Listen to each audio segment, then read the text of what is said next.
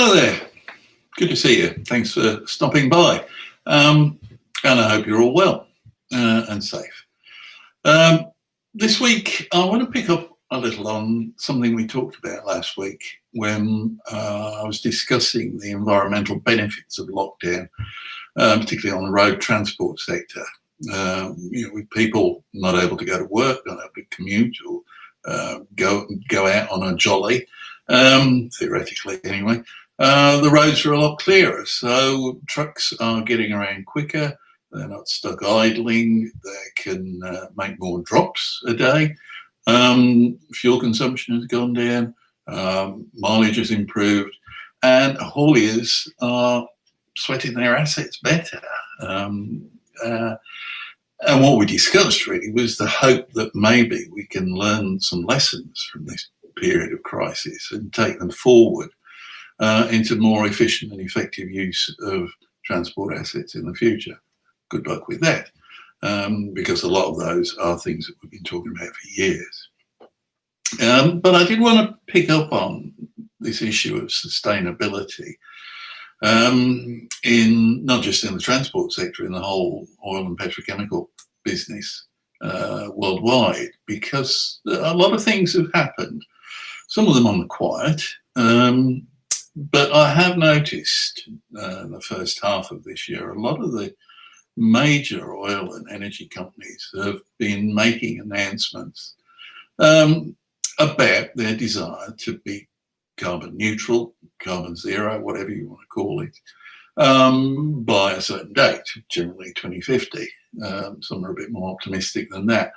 Now, you know as well as I do that energy companies have made a lot for many years over the fact that they're investing in renewable energy. They're not the big bad polluting guys that everybody thinks they are, some of which may be true, some of which is a bit of window dressing. But this time it does feel a bit different.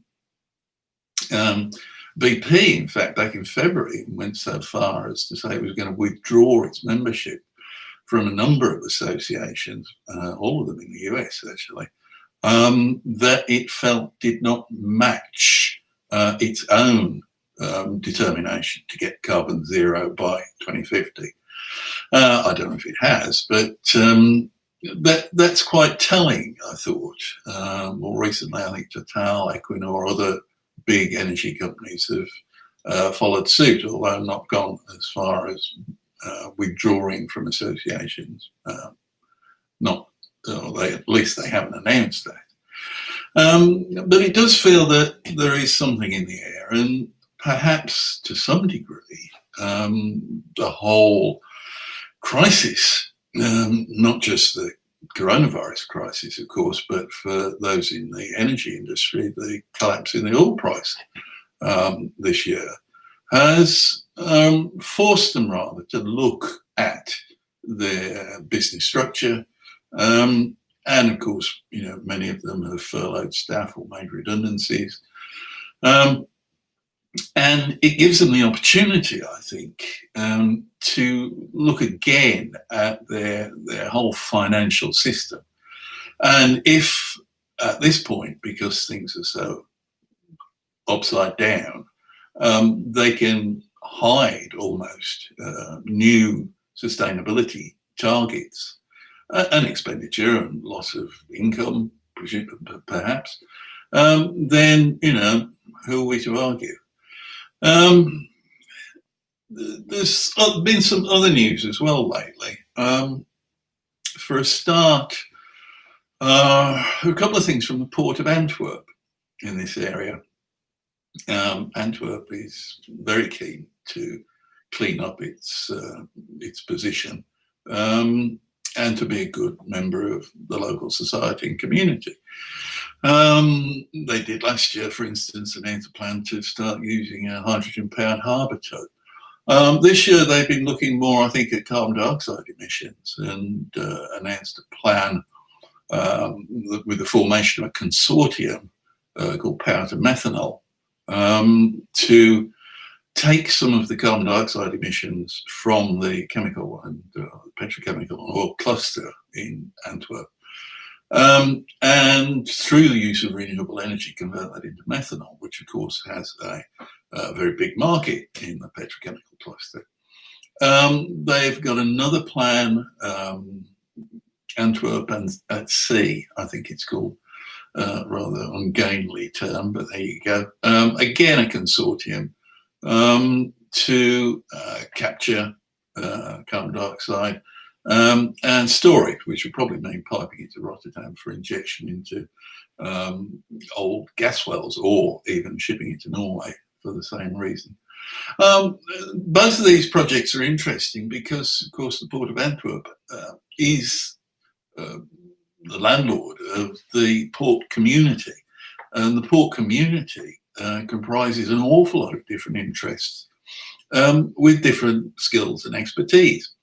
And by bringing them together, the Port of Antwerp can act as a catalyst, if you like. They also, of course, have access to friends in high places who have the say-so on the delivery of grants and funding. So those two projects are quite interesting. On the same topic, you will no doubt know that the IMO 2020 rules that came into effect on the 1st of January, designed to reduce the amount of sulfur oxide emissions from ships, caused a lot of problems for a lot of people. Although in the end, as these things often do, it didn't seem to have been that much of a problem. A lot of storage terminals had to revamp their tankage, and a lot of ship owners have either run on more expensive low sulfur fuel oil or paid to install scrubbers. Although in the early months, the oil crisis meant that tankers were earning a shed load of money, and owners decided not to take them out to dry dock for scrubber retrofit. So there you go. It's money that matters. But I think we all know that IMO has got bigger ideas in the offing. IMO 2030, IMO 2050. 2050 again will be the zero carbon target. And I was interested to see some research really that ABS, the Classification Society, had done on the attitude of the shipping industry to how they're going to manage this. We've seen a number of ship owners looking at LNG as an alternative fuel, which is fine. The network of supply bunkering stations is increasing. But there's a price to pay, of course, not only in engine retrofits, but in the price of LNG. LNG, of course, is still carbon-based, so that might get you through 2030, but it's not going to get you past 2050. Then again, ships operating today are unlikely to be there in 2050. ABS was looking a bit further ahead to say, well, how will we meet 2050? And they found that the shipping community at large is looking at ammonia and hydrogen, both really as carriers of electricity, I think, more than anything else. And there are a number of electric-powered ships already working today, especially in the fjords of Norway, for instance, where they take these things very, very seriously. It has been pointed out that there's a certain mismatch in the idea of an electric tanker, so that you have an electric-powered, clean-burning tanker delivering horrible, dirty petroleum fuels. But there we go. And that IMO 2020 concept really is also, although it's not part of it, is taking hold in inland shipping, not least, I think, because shipping on canals and rivers often takes vessels very close to or even into major population centres. And a couple of things cropped up over the last couple of weeks. I think the province of Guangdong in China has signed up a couple of partners with the aim of converting about a quarter of the ships operating on the Pearl River to burn LNG. And more recently, company Zero Emission Solutions, I think ZES, has come forward with a plan to provide battery packs for inland barges operating in and around Rotterdam. So these things are taking hold. I hope that the different mindset that struggling through the coronavirus crisis has given us might lead us to take these things more seriously.